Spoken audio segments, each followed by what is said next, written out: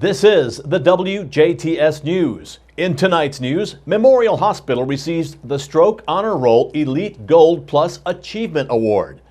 DuBois County Solid Waste is holding its annual Ag Recycling Day this month.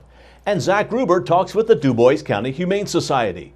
Nick Hodel sits in for Kurt Guxell with a look at sports, followed by WJTS Informed. Tonight, we travel again to the DuBois County 4-H Fair to talk with youth development educator Lisa Wilson. All this and more coming up on the 18 WJTS News.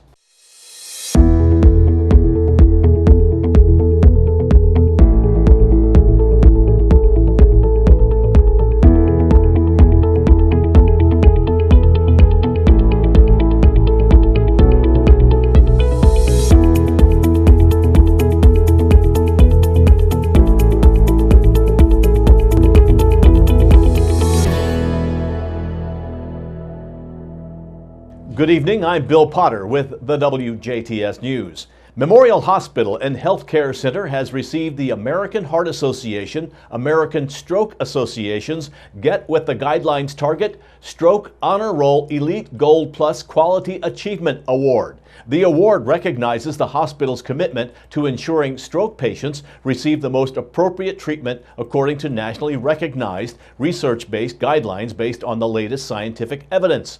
Memorial Hospital earned the award by meeting specific quality achievement measures for the diagnosis and treatment of stroke patients for a designated period. These measures include evaluation of the proper use of medications and other stroke treatments aligned with the most up-to-date evidence-based guidelines with the goal of speedy recovery and reducing death and disability for stroke patients. Before discharge, patients should also receive education on managing their health, get a follow-up visit scheduled, as well as other care transition interventions.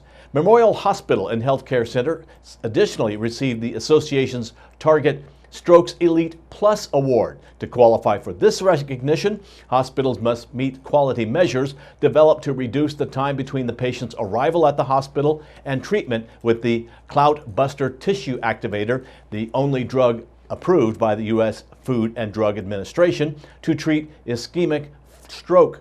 According to the American Heart Association, American Stroke Association, stroke is the number 5 cause of death and a leading cause of adult disability in the United States. On average, someone in the U.S. suffers a stroke every 40 seconds, and nearly 795,000 people suffer a new or recurrent stroke each year. Farmers and land managers can recycle their empty pesticide jugs at the annual Ag Recycling Day this month. The DuBois County Solid Waste District is sponsoring their annual Agriculture Recycling Day on Wednesday, July 31st from 8 a.m. until 12 noon. DuBois County farmers and land managers are invited to bring their empty, triple-rinsed pesticide containers with lids off to be recycled. Last year, over 2,500 containers were recycled during this event. The district encourages farmers and land managers to recycle again this year and welcomes additional businesses or agencies to participate.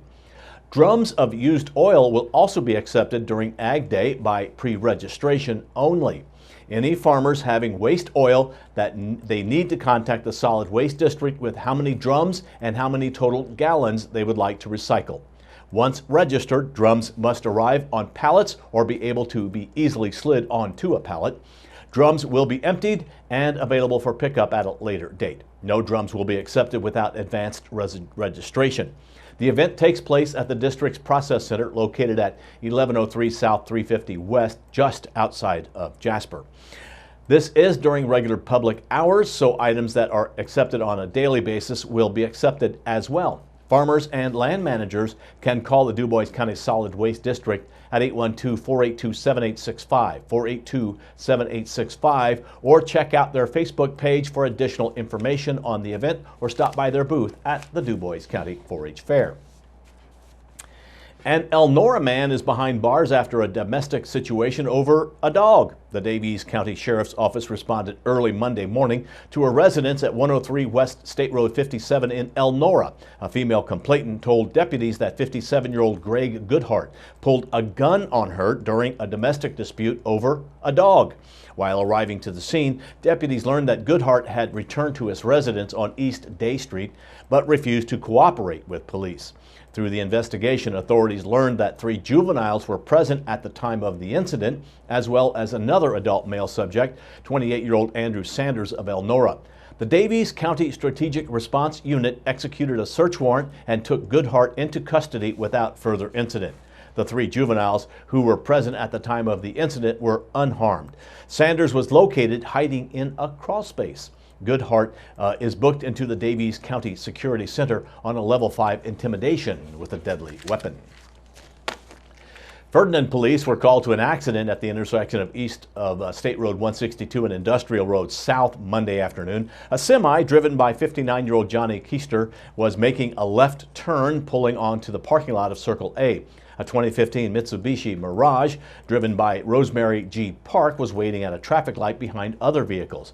As the semi was making the turn, it came into contact with the Mitsubishi, causing minimal damage.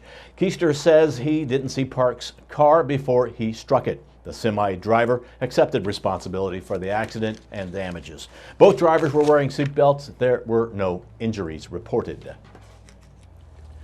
Country favorite Tim Atwood, known as Entertainer's Entertainer, will be bringing his message through song to the Dale United Methodist Church during a Sunday morning worship service on July 28th. This multi-award-winning piano virtuoso learned from the best. With over 8,500 Grand Ole Opry performances, Tim successfully transitioned from the spotlight's fringe, where he played piano for Grammy Award winners and CMA Entertainers of the Year, to the center stage, where he performs his high-energy stage show for audiences all over the world. The Dale United Methodist Church is located at 1 West Elm Street in Dale, Indiana, just 2 blocks north of the 1 stoplight. The morning worship service starts at 10 a.m. Central Time. The public is welcome and invited to attend. A free will offering will be accepted. ISP Superintendent Doug Carter recently announced the promotion of Regional Dispatcher Tanya Beck to Dispatch Supervisor to serve the Bloomington Regional Dispatch Center. Tanya's primary responsibilities will be to supervise Regional Dispatch Center personnel on assigned shifts, which include evaluating performance, training, and scheduling subordinate personnel. She will also ensure shift dispatchers maintain constant contact with troopers in the field and keep the post commander aware of all activity. Supervisor Beck will also assist the Regional Dispatch Center manager in daily operations and manage 911 and other emergency calls processed by dispatchers. The Bloomington Regional Dispatch Center currently serves the Jasper, Evansville, and Bloomington districts. A native of Lagodi, Beck graduated from Vincennes University with a degree in law enforcement. She was hired by the Indiana State Police as a dispatcher in 2012 and served the Bloomington, Jasper, and Evansville and Putnam districts. Tanya is certified in Indiana Data and Communication Systems, Emergency Medical Dispatch, and CPR, Public Safety Communications, Course 1, and NIMS, National Incident Management System. Not-for-profit hospice and palliative care provider Hospice Health of Southern Indiana needs volunteers in DuBois County. Depending on their interests, volunteers provide companionship and respite to patients and their caregivers and help with administrative duties, bereavement care, outreach, fundraising, and special events. The organization is also in need of licensed specialty volunteers to provide hair care and massage therapy to homebound patients, as well as military veterans to visit with veteran patients. Hospice Health of Southern Indiana has 1 office in New Albany and will be opening a 2nd location in mid-August at 225 West 41st Street, Suite C, in Jasper. The new office will offer comprehensive hospice care and palliative care to seriously ill patients and families in DuBois, Perry, Orange, Crawford, Daviess, Martin, Pike, and Spencer counties.